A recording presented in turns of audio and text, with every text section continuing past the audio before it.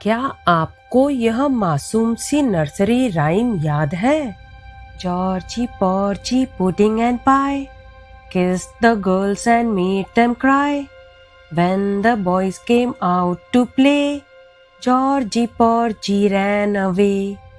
सुनने में तो यह एक साधारण बच्चों की कविता लगती है ना?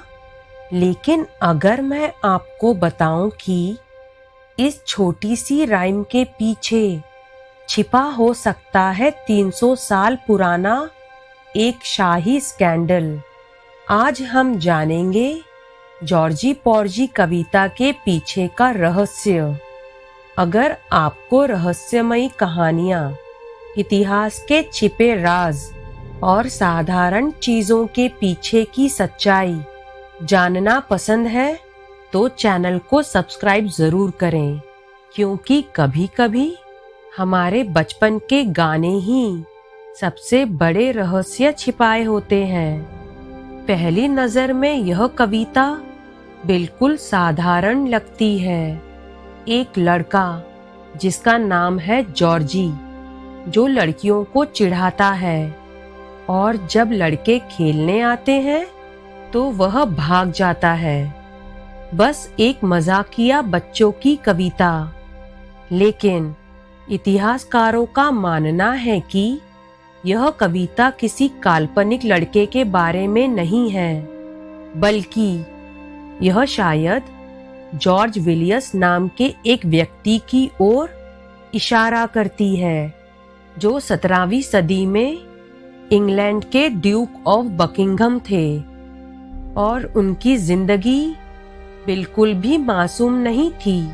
जॉर्ज विलियस उस समय इंग्लैंड के सबसे ताकतवर लोगों में से एक थे। वह किंग जेम्स वन के सबसे करीबी और पसंदीदा व्यक्ति थे, जिस वजह से उनके पास बहुत ज्यादा शक्ति और प्रभाव था। लेकिन उनकी छवि काफी विवादों से भरी हुई थी। कई लोगों का मानना था कि विलियर्स अपने रुतबे और आकर्षण का इस्तेमाल करके महिलाओं के करीब आने की कोशिश करते थे, और शायद इसी वजह से कविता की यह लाइन बनी, kissed the girls and made them cry, क्योंकि हो सकता है यह किस कोई मासूम हरकत नहीं थी, बल्कि एक ताकतवर आदमी की अनचाही हरकतों की ओर इशारा करती थी। अब कविता की अगली लाइन पर ध्यान दीजिए।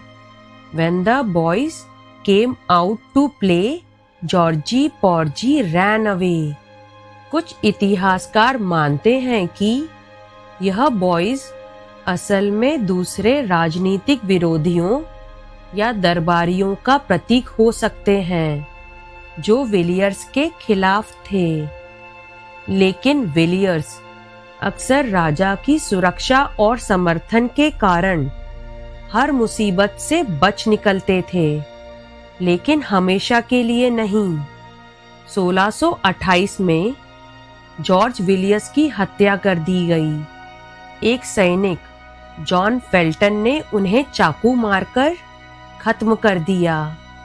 और सबसे हैरान करने वाली बात यह थी कि इंग्लैंड के बहुत से लोग इस हत्या के बाद खुश थे, क्योंकि उनका मानना था कि विलियर्स ने बहुत समय तक अपनी ताकत का गलत इस्तेमाल किया, और शायद इसी वजह से लोगों ने उन्हें याद रखने के लिए एक मजाकिया नर्सरी राइम बना दी।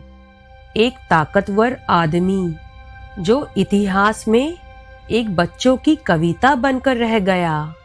लेकिन इतना बड़ा स्कैंडल एक बच्चों की कविता में क्यों छिपाया गया?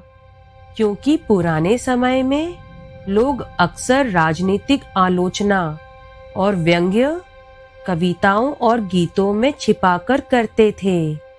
सीधे सीधे शक्तिशाली लोगों की आलोचना करना खतरनाक हो सकता था, लेकिन अगर वही बात एक गीत या कविता में कही जाए तो वह आसानी से फैल जाती थी और धीरे धीरे उसका असली मतलब खो गया।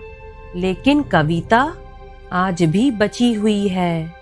तो अगली बार जब आप सुने जॉर्जी पॉर्जी पुडिंग एंड पाई, तो याद रखिए, यह सिर्फ एक बच्चों की कविता नहीं भी हो सकती।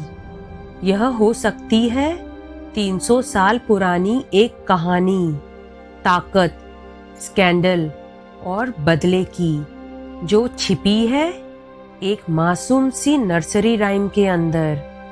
और अब सवाल यह है, आखिर ऐसी कितनी नर्सरी राइम्स होंगी जिनके पीछे छिपे हैं भूले हुए इतिहास के रहस्य। अगर आप ऐसी ही रहस्यमयी कहानियाँ और छिपे हुए इतिहास जानना चाहते हैं तो चैनल को सब्सक्राइब करें, क्योंकि इतिहास में अभी भी बहुत से राज छिपे हुए हैं।